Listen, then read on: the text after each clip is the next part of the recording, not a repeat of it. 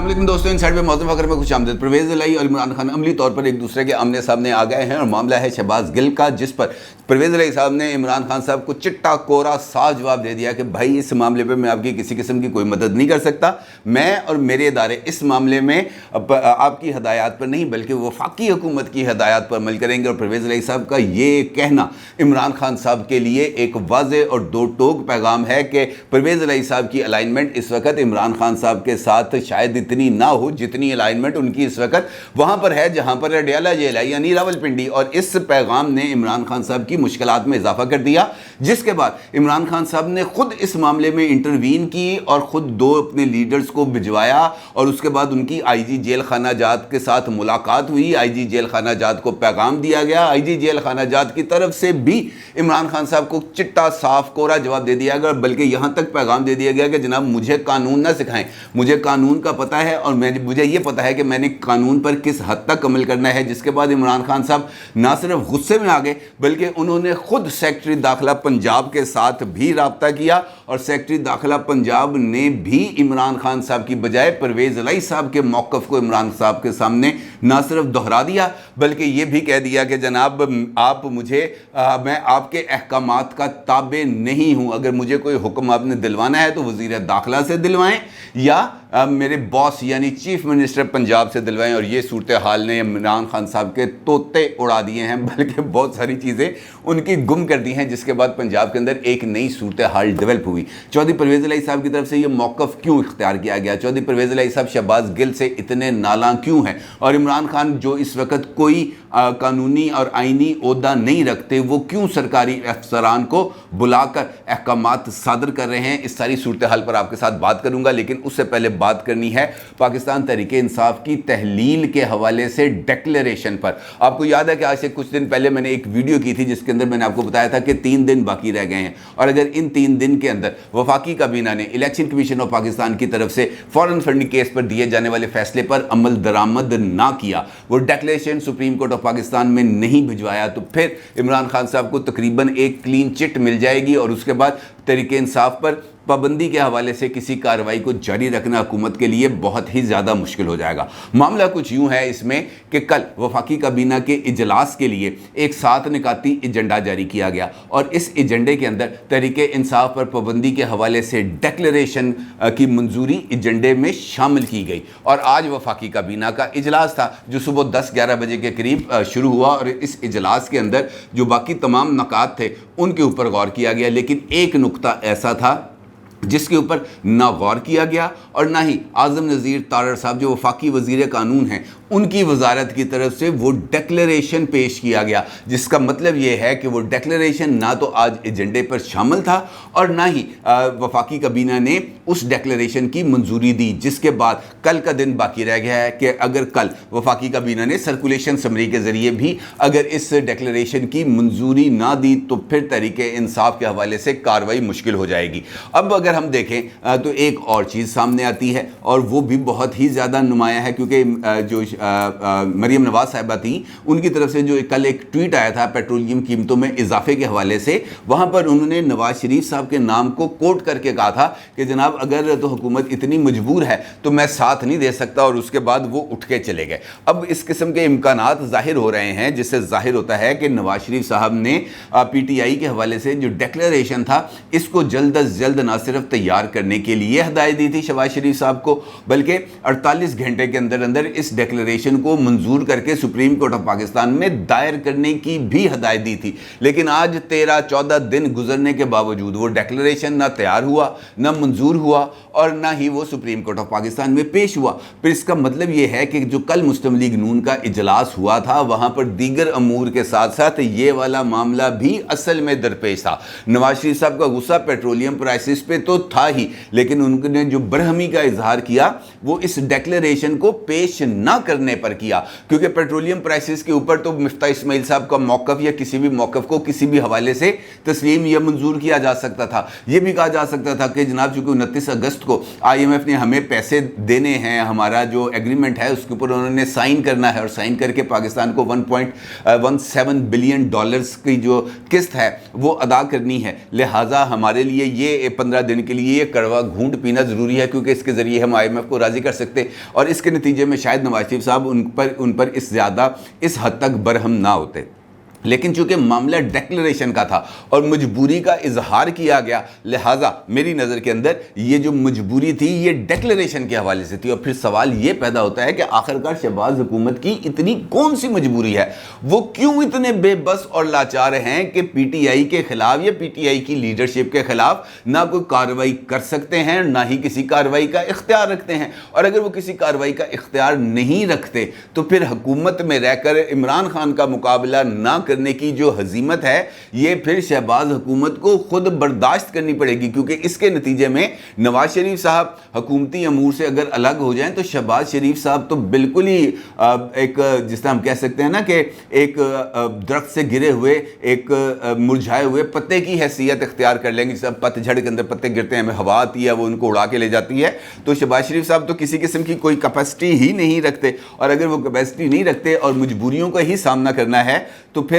हुकूमत में रहना या ना रहने का कोई जवाब नहीं बनता। दूसरा सवाल ये पैदा होता है कि मजबूरी आखिर है क्या शहबाज शरीफ साहब किसी खौफ में मुब्तला हैं या उनके ऊपर किसी ने दबाव डाला है कि भाई अभी आपने PTI के खिलाफ किसी किस्म की कोई कार्रवाई नहीं करनी और जो कार्रवाई का तरीक़ाकार है वो कोई दूसरा अडॉप्ट करना है। ये रेफरेंसेस जो इलेक्शन कमीशन ऑफ पाकिस्तान जिनकी समात जुमेरात से शुरू करने वाला है इसके ऊपर कार्रवाई करते हुए इमरान खान को अब नाअहल करवाएं, यानी -1 फार्मूले पर जाएँ और शायद उन पर यह वाला दबाव भी हो कि हमने PTI को बतौर जमात ना सिर्फ रखना है पाकिस्तान के सियासी मंजरनामे पर, लेकिन उसके लिए माइनस इमरान होना ज़रूरी है। यानी जिस तरीके से माइनस नवाज शरीफ किया गया मुस्लिम लीग नून से, वैसे ही इमरान खान को माइनस किया जाएगा पाकिस्तान तहरीक इंसाफ से। और ये सूरत हाल भी किसी हद तक काबिल कबूल नहीं हो सकती, क्योंकि फवाद चौधरी साहब ने इस हवाले से एक उनका वीडियो क्लिप है जो इस वक्त सोशल मीडिया पर वायरल है, जिसके अंदर वो ये कहते हुए नज़र आते हैं कि जनाब इमरान खान पाकिस्तान की सबसे बड़ी सियासी जमात का लीडर है, वो पाकिस्तान का वज़ीर आज़म रह चुका है। और अगर पाकिस्तान की सबसे बड़ी जमात जिसकी चारों सूबों के अंदर रिप्रेजेंटेशन है उसके लीडर को नाअहल किया गया तो फिर 1970 की तारीख दोहराई जा सकती है, वफाक कमज़ोर हो सकता है। और अगर वफाक कमज़ोर होने की बात खुद फवाद चौधरी साहब की तरफ से की जा रही है तो इसका मतलब यह है कि वो इस बात की तरफ इशारा दे रहे हैं कि अगर इमरान खान को पाकिस्तान की सियासत से आउट करने की कोशिश की गई तो वो मिसाल बिल्कुल वैसी ही होगी जैसे शेख मुजीबुर रहमान साहब की थी, जिनको पाकिस्तान की सियासत से अक्सरियती वोट्स हासिल करने के बावजूद, ज़्यादा सीटें हासिल करने के बावजूद उनको इक़्तिदार की मुंतकली नहीं हुई और जिसके नतीजे में पाकिस्तान 2 लख्त हो गया 1971 में। और जिसका मतलब यह है कि वफाक कमज़ोर हुआ। अब फवाद चौधरी साहब ने बिटवीन दी लाइन्स 1971 के वाक़े की तल्ख याद को दोहराकर यही पैगाम देने की कोशिश की है कि अगर इमरान खान को नाअहल किया गया तो फिर वफाक कमज़ोर होगा। और वफाक की कमज़ोरी का मतलब ये है कि यहाँ पर कुछ ऐसे हालात डेवलप हो सकते हैं जिसके नतीजे में वफाक की वहदत को ख़तरा लाहक होगा। और यकीनी तौर पर ऐसी ही कुछ मजबूरियां हैं जो शायद शहबाज शरीफ साहब के सामने रखी गई हैं। उनको ये बताया गया है कि अगर हमने तहरीक इंसाफ पर हाथ डालने की कोशिश की तो फिर इसके नताइज हमारे लिए ख़तरनाक हो सकते हैं, लिहाजा तहरीक इंसाफ को भी आपने कुछ नहीं कहना, आप अपना काम जारी रखें, पेट्रोल महंगा करो, बिजली महंगी करो, लोगों की मत मार के रखो, आपको इस मामले में कुछ नहीं कहा जाएगा, लेकिन इस तरफ नहीं जाना। और शायद यही वही मजबूरी है जिसका नवाज शरीफ साहब ने बहुत ही ज़्यादा बुरा बनाया है और मरियम साहिबा की तरफ से भी इस बात का बरमला तौर पर इजहार किया जा रहा है कि जनाब उन्होंने जो ट्वीट किया उसका मतलब यही है ना कि ये हुकूमत का फैसला है, हमारा फैसला नहीं है, यानी मुस्लिम लीग नून का फैसला नहीं है। और अगर हुकूमत और मुस्लिम लीग नून अलग हो जाते हैं तो फिर इसके भी शदीद तरीन नताइज बरामद होंगे। और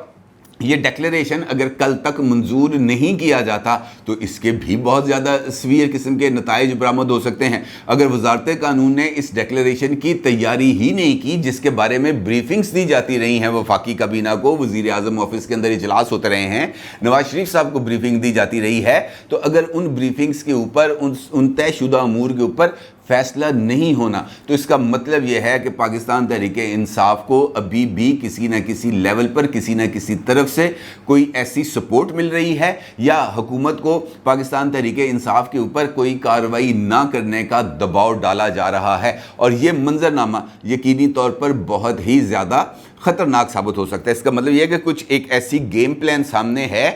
جس کے کچھ اثرات اب نہیں کچھ عرصے کے بعد سامنے آئیں گے۔ دوسری جانب عمران خان صاحب ہیں، وہ اپنے بیانیے کو بنانے اور آگے بڑھانے کے اندر تو خاصے ماہر ہیں، لیکن خود ان کو اپنے ہی معاملات کے اندر بہت ہی زیادہ جسے ہم کہہ سکتے ہیں تگ و دو کا، مشکلات کا سامنا کرنا پڑ رہا ہے، کیونکہ شہباز گل اس وقت ان کی کمزوری ہیں۔ شہباز گل وہ طوطا ہے اس وقت جس کے اندر عمران خان کی جان اٹکی ہوئی ہے، اور وہ طوطا اس وقت اڈیالہ جیل میں موجود ہے، جہاں پر بقول خود عمران خان صاحب ان کو ننگا کر کے ان پر تشدد کیا جا رہا ہے تاکہ عمران خان کے خلاف بیان دلوایا جا سکے، انہیں عمران خان کے خلاف وعدہ معاف گواہ بنایا جا سکے، اور عمران خان کے خلاف کسی کارروائی کا راستہ ہموار ہو سکے۔ اور یہی وجہ ہے کہ عمران خان صاحب جو شہباز گل صاحب ہیں ان کو اڈیالہ جیل سے منتقل کرنے کے لیے کسی بھی پنجاب کے ہاسپٹل میں اب وہ اس کی تگ و دو کر رہے ہیں، لیکن یہاں پر جو رکاوٹ بن رہے ہیں وہ پرویز الہی صاحب بن رہے ہیں۔ اب پرویز الہی صاحب نے جب شہباز گل صاحب نے اے آر وائی کو متنازع انٹرویو دیا تھا، اس سے اگلے دن ہی انہوں نے صبح جیو پر آ کر، جیو پاکستان کا ان کا جو مارننگ شو ہے وہاں پر آ کر اس بات کا اظہار کیا تھا کہ شہباز گل نے بہت غلط حرکت کی ہے، یہ بچپنے کا مظاہرہ کیا ہے، میں نے شہباز گل کو فون کیا، میں نے شہباز گل کو ڈانٹا، میں نے اسے کہا کہ تمہیں یہ والی باتیں نہیں کرنی چاہیے تھی، یہ اداروں کے تقدس کو پامال نہیں کرنا چاہیے تھا، ہمیں ان کی عزت و وقار کا خیال رکھنا چاہیے تھا۔ یہ پرویز الہی صاحب نے آن ریکارڈ یہ باتیں جیو پاکستان کے اندر کی ہیں، لہٰذا انہوں نے اس موقف کے اوپر اپنی ایک پوزیشن لی ہوئی ہے کہ جناب ہم نے اس معاملے پر، یعنی شہباز گل کے معاملے پر کسی بھی صورت کوئی ایسا قدم نہیں اٹھانا جس سے اسٹیبلشمنٹ ناراض ہو جائے۔ اور جب عمران خان صاحب کی طرف سے ان کو یہ کہا گیا کہ جناب آپ شہباز گل کے حوالے سے کسی قسم کی کوئی ریلیکسیشن کا